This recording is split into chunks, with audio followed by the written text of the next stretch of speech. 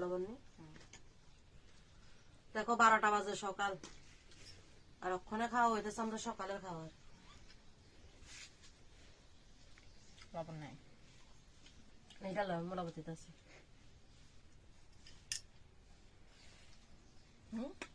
নেমো তো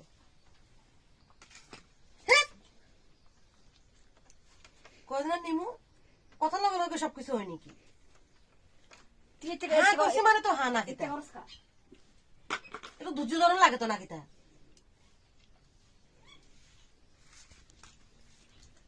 ফাতা লবণ খান বালা না এমনি বালা না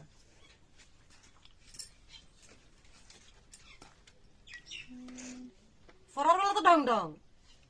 শেষ শেষ ইয়ে করি তো